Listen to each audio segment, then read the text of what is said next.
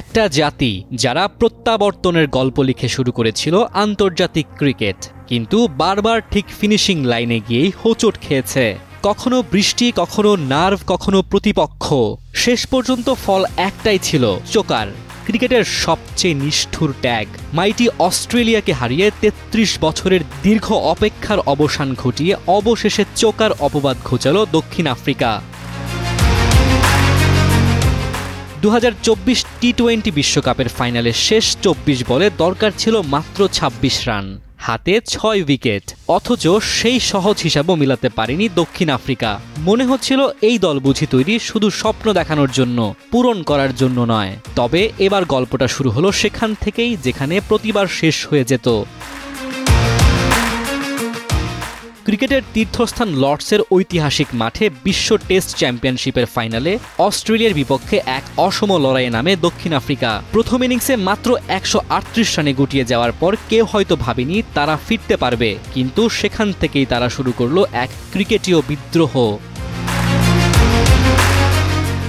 চতুর্থ ইনিংসে 282 রানের লক্ষ্য তাড়া করে জয়। টেস্ট ইতিহাসে যা বিরল।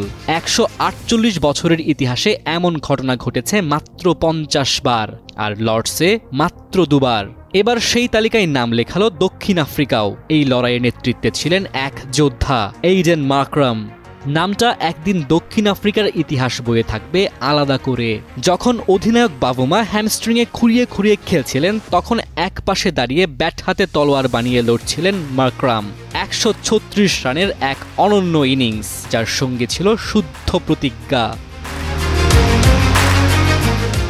বাভুমা মার্করামের 147 রানের জুটি অস্ট্রেলিয়ার বুক ভেঙে দিল। আর যখন কাইল ভ্যারেনা শেষ রানটা নিয়ে নিলেন, তখন দক্ষিণ আফ্রিকা শুধু ম্যাচ জেতেনি, জিতেছে এক প্রজন্মের জেদ, জিতেছে এক জাতির আত্মমর্যাদা। 1992 সালের সেই ব্রিজটাউন টেস্টের কথা নিশ্চয়ই মনে আছে। আন্তর্জাতিক ক্রিকেটে প্রত্যাবর্তনের পর মাত্র 26 রান দূরে থেকেও হেরে গিয়েছিল দক্ষিণ আফ্রিকা। সেই ম্যাচ থেকে শুরু হয়েছিল তাদের চোকার নামকরণ।